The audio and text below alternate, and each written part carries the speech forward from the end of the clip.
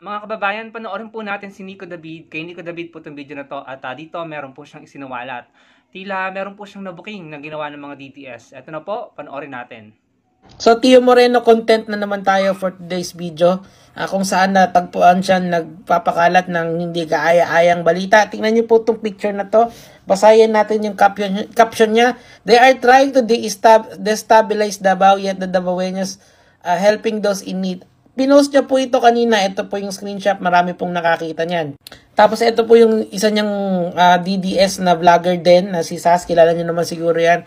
Davao City has always been consistent. They always remind people what they are giving out are from the people themselves. Okay, so maliwanag po yan. Pinost po nilang dalawa yan. So gumamit po ako ng Google Lens at ito po ang aking nahanap. Ito po yung picture mismo at tingnan nyo kung kailan yung petsa. November 4, 2022. 2024 na po ang petsa ngayon. So, ang tanong ko sa inyo, Sas at saka Tio Moreno. So, ang tanong ko kay Sas at saka dyan sa Tio Moreno na yan, bakit po kayo nagkakalat ng fake news sa social media? Ayusin nyo naman kahit konti. Hindi tuloy ka panipaniwala, lalo yung yung deepfake. Gayon lang, gaya mga lord.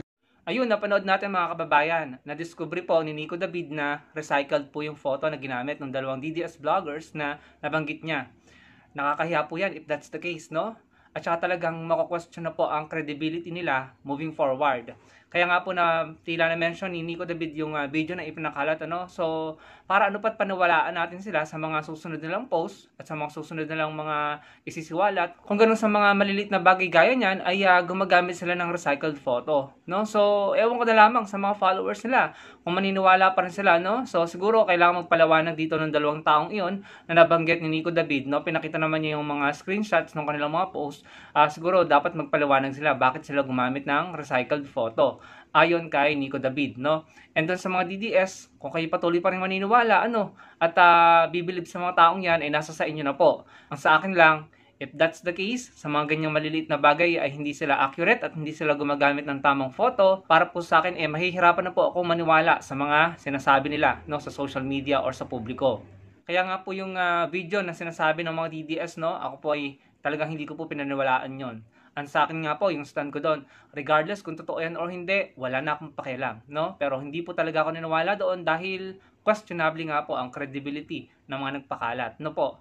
Kasi mga kababayan, kung hindi po kayo gumagamit, no, yung mga vloggers dyan, kung hindi kayo gumagamit ng tamang picture or tamang impormasyon sa mga post nyo, at pasasakayin nyo lang ang inyong mga manonood, mga followers, no, maaring ma-mislead sila or maniwala sila sa mga inaccurate na impormasyon or content, no?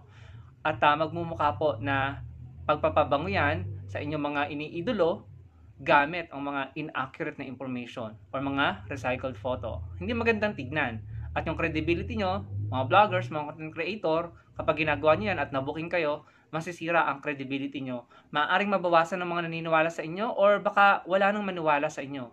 Kaya ako mga kababayan, kapag nagbabahagi ako sa inyo ng mga tinutulong ng Angat Buhay at ng mga kakamping nila Atty. Leni Robredo sa ating gobyerno, kay PBBM, sa mga kapwa natin Pilipino, sinisigurado ko na yung mga larawan, ayan po yung mga pinapakita ko sa inyo, ay galing po mismo sa page ng Angat Buhay. Recent, talagang bagong content, kinuhanan nung actual na kanilang ginagawa ang kanilang pamimigay ng relief good, yung actual na activity, no, bago yung mga pictures na yan, hindi recycled dahil ayoko rin po kayong i-mislead or ayokong paniwalaan kayo sa mga bagay-bagay na nangyari na dati, yung parang nire-recycle lamang para lamang, alam niyo na, papurihan ang iilang tao or politiko. Dapat hindi po tayo ganun, no? So kung gusto niyo na pabanguhin ang inyong mga leaders, gumamit kayo ng mga totoong picture, current pictures at yung mga related na pictures talaga doon sa content nyo or sa pinost nyo. So yan po mga pictures na pinapakita ko sa inyo, yan po ay talagang directly from Angat Buhay page. Yan po ay nangyari nung nakaraang bagyo. So yan po ay recent, hindi po yan recycled at totoong legit, no? Kasi kapag po tayo ay gumamit ng mga recycled photos, in my opinion, ito yung opinion ko lang naman. Para po sa akin, kapag ako'y gumamit ng mga recycled photos, parang nagiging propagandista po ako. Pinapabango ko ang isang tao or isang politiko, no, or ang isang grupo gamit ang mga pictures, no, or video na nangyari na dati. So parang niloloko ko ang aking mga manonood pag gano'n, ano, at hindi po yon kaya ng aking konsensya. Sana wag po tayong gano'n, ano. So, dun sa mga nabanggit ni Nico David, dapat silang magpaliwanag at linawin nila yan sa kanilang mga followers na napaniwala nila, no? So, kung meron silang explanation or justification, di sagutin nila si Nico David. Tayo naman po ay nagbibigay lamang ng reaksyon sa content ni Nico David.